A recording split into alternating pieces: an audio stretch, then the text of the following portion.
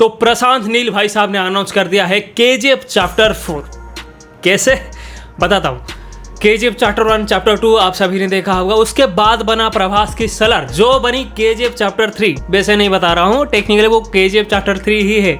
फिर ये आ गई जिसका नाम है ड्रैगन, जो है टेक्निकली केजीएफ चैप्टर 4। इस बार केजीएफ के इस पार्ट में गरीबों का मसीहा बन रहे हैं एनटीआर गरू। गलत बोल दिया क्या?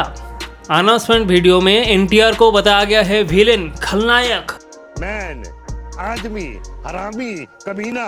टीजर से ज्यादा this is more of a character announcement जो कि एनटीआर गारू के बर्थडे पे हुआ है। वो स्ट्रेटेजी है, मतलब कि अगर कोई बन रही है मूवी तो उसका अनाउंसमेंट उसके मेन कैरेक्टर, लीड कैरेक्टर की बर्थडे अनाउंस होता है। और इस 4.5 मिनट वाली अनाउंसमेंट वीडियो में इन्होंने एक ग्रुप का जिसका नाम है अफगान ट्रेडिंग कंपनी, उनके सारे कैरेक्टर्स को इंट्रोड्यूस कर दिया है।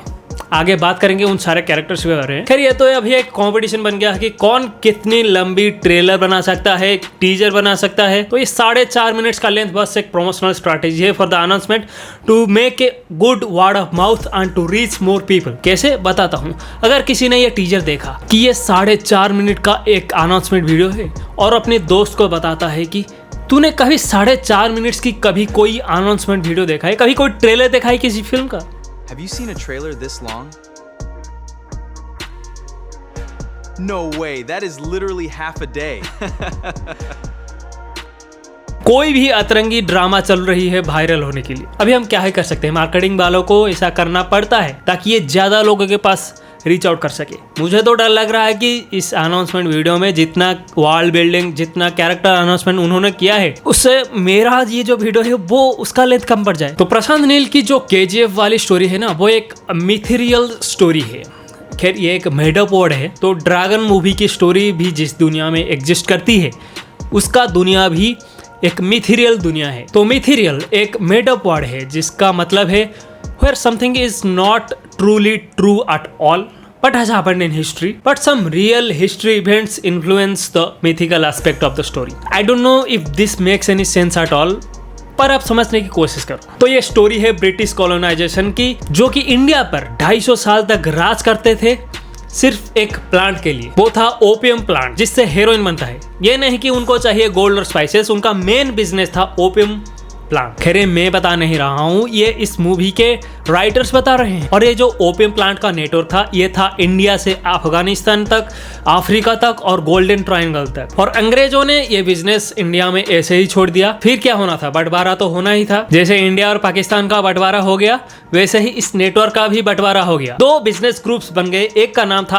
अफगान ट्रेडिंग कंपनी, एक था गोल्डन ट्रेडिंग कंपनी। फिर क्या होना था, फिर ओपियम वॉर शुरू हो गया जिसके खलनायक थे लूजर, आई डोंट नो उसको क्या कहते हैं, आप कमेंट्स में बताना। जिसको प्ले कर रहे हैं हमारे एनटीआर गारू, द असैसिन इन चीफ। तो इस अनाउंसमेंट वीडियो में अफगान ट्रेडिंग कंपनी का सारे कैरेक्टर्स को इंट्रोड्यूस किया गया है। एक एक करके सारे कैरेक्टर्स के ऊपर बात करते हैं। पहले आते हैं Dada Sarkar, who is the boss of ATC, Afghan trading company, जिसको प्ले कर रहे हैं Ashutosh Rana. Then we see Sanjay Sarkar, second in chief ATC. फिर we see Bobby Sarkar, the wazir of ATC, Afghan trading company. Then introduce किया जाता है रॉय को, who is the accountant of ATC. Then introduce किया जाता है Victor Mengchof, who is a Russian distributor. Then आते हैं general Durand, who is a self proclaimed lord of Somalia. फिर आता है जर्सी वाइल, जो है अफ्रीका और यूरोप का मेन डिस्ट्रीब्यूटर, जो कि लग रहा है सस्ता प्रभास फ्रॉम सलार। फिर आते हैं जलील रहमान, जो है अफगान लॉजिस्टिक्स का head. And interestingly we see Anil Kapoor playing आज रघुवीर राठौर, इंडिया की चीफ ऑफ नार्कोटिक्स ब्यूरो। फिर आते हैं द अननोन अफगान ट्रेनर और उनके ट्रेनीज, जिनको कहा जाता है द 91 डेथ्स। काफी कूल है। तो अभी तो हमने एटीसी के सारे कैरेक्टर्स का इंट्रोडक्शन के बारे में हमने बात कर लिया। फिर बात कर लेते हैं ओवरऑली जो अनाउंसमेंट है वो कैसा है। बैकग्राउंड में रुक्मिणी बसंत अपनी हिस्ट्री की क्लास कर रही होती है, acting as the story teller of the movie Dragon. और कुछ अफ्रीकन गुंडे जबरदस्ती डरने की कोशिश कर रहे हैं और हमारा लूगर डैडीज होम वाली डायलॉग डिलीवरी करने की कोशिश कर रहे हैं। देखो ये टीजर फुल केजीएफ वाइब दे रहा है with that gritty brown dark visual tone और रवि बसरूर की वो लेजेंडरी आइकॉनिक न्यूज। बताना चाहूंगा ये एस्थेटिकली स्टनिंग तो है, विजुअली और एस्थेटिकली क्योंकि प्रशांत नील की मूवीज ऐसे ही होती हैं। खैर मूवी कैसी है ये तो अभी बताना कुछ ठीक नहीं रहेगा, मैं बस अनाउंसमेंट के बारे में बात कर रहा हूँ कि कैसी है ये अनाउंसमेंट वीडियो। मूवी जाके रिलीज होगी 11 जून ऑफ 2027, अगले साल। I am bit sceptical about NTR's performance in this movie.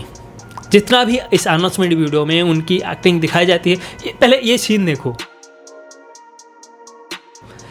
अब किसी को ठीक लग सकती है, किसी को नहीं, मुझे थोड़ा सा और लगा ये। खैर ये पैसे तो कमाएगी, इंडियन ऑडियंस को कैटर करने वाली इसमें हर चीज है। ब्रिटिश लोगों को हेट करने की रेस बेट, टिपिकल अफ्रीकन ड्रग डीलर्स और रशियन ड्रग माफियाज, मैसेटी वाला एक्शन और अपनी सट फाड़ के जो पेचीदा डायलॉग डिलीवर करते हैं। आइटम डांस फूल और मसाले के साथ पूरी दावत बनने वाली है ये मूवी। सो ये पैसे तो कमाएगी और बहुत सारे पैसे कमाएगी, पर क्या ये एक अच्छी मूवी बनेगी? जब मैंने KGF पहले बार देखा था ना तो मुझे अच्छा लगा था, कुछ डिफरेंट था। इसमें अभी KGF से क्या डिफरेंट होने वाला है उसके लिए मैं तैयार हूँ। दिस विल बी इंटरेस्टिंग कि KGF से क्या डिफरेंट होने वाला है इस मूवी में। इससे साफ पता चलेगा कि एक डायरेक्टर की रेंज कितना है। देखो आप 5 पार्ट वाली अवतार मूवीज बना सकते हो, लेकिन आपका रेंज क्या है ये डिफाइन होता है कि आप किस अलग अलग तरीके के मूवीज बना सकते हो। I mean that's what I want to see from a director. खैर अगर आपने देख लिया है ये टीजर या अनाउंसमेंट, आप इसे कुछ भी कह सकते हो,